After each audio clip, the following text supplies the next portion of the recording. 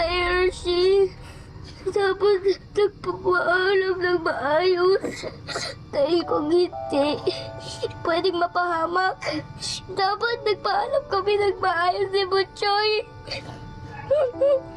Ang totoo niyan. Hindi rin ako pinayagan. Pumalit ako sa mama sa inyo dahil kasi naiingit ako sa inyo eh.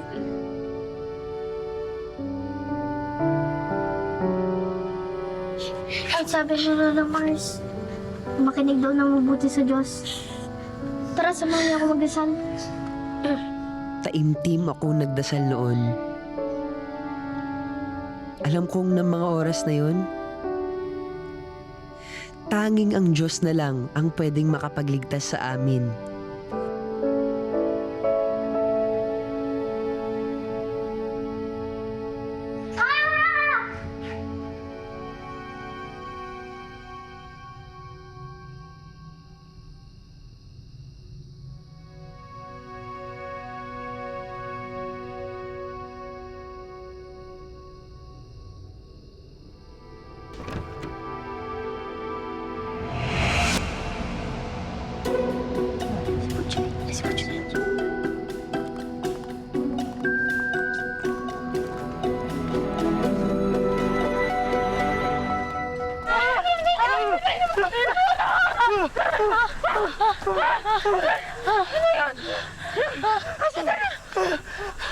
Ay, nako.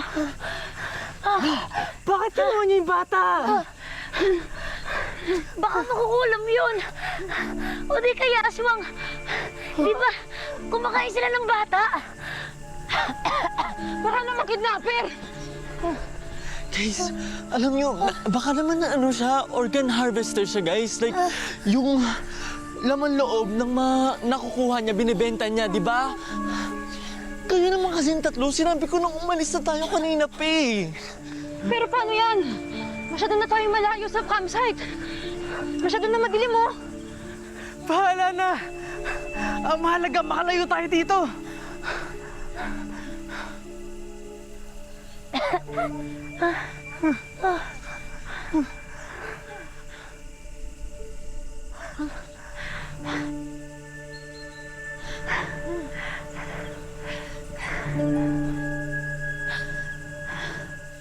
Ninyo! Aray, taga. Rego! Ingring! Ayoko na! Gusto ko nang sumuko. Ay, sakit-sakit na nang hita ko ng paa ko eh. Ay, siya. Kanina pa tayo paikot-ikot. Pabudang! Anong susuko agad? Isipin mo yung mga bata. Kailangan nila tayo. Alam nyo, ay kasalanan ko talaga ito eh.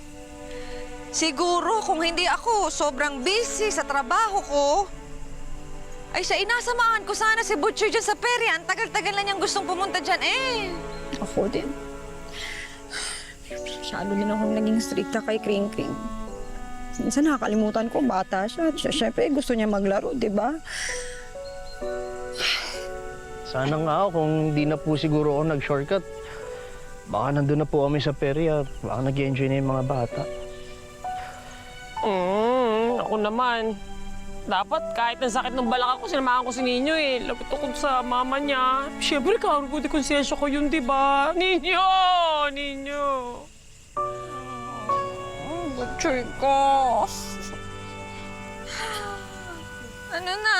Paano na yan? Anong gagawin natin ngayon? Wait! Hindi tayo pwede panghinaan ng loob. Para sa kaligtasan ng mga bata, kailangan natin sila mahanap. Ha? Tama. Okay.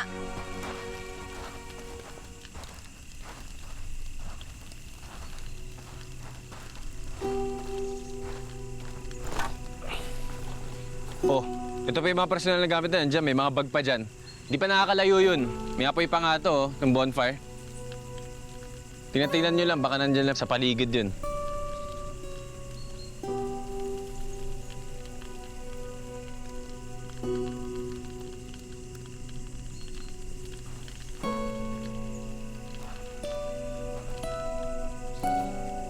Guys, Sara. Malapit na tayo. Hi, sa wakas. Nandito na rin ta. Sa wakas, nakita na rin namin kayo. Kanina pa namin kayo nahanap eh. Sino ba kayo? Anong kailangan nyo? Di na mahalaga yun. Ang mahalaga ngayon, kailangan nyo pagbayaran lahat ng mga kasalanan ginawa nyo. Ayan no, yung mga pagkakalat nyo dito, pagbabandal nyo kung saan-saan, kailangan nyo pagbayaran yun. At lalo na kayo pa, ikaw. Muntik mo na masagasaan isa sa mga kaibigan ko. Sino ka ba? Ha? Pulis ka ba? Hindi mo ba kilala yung daddy ko? Baka gusto mo ipakulong ko kayong tatlo.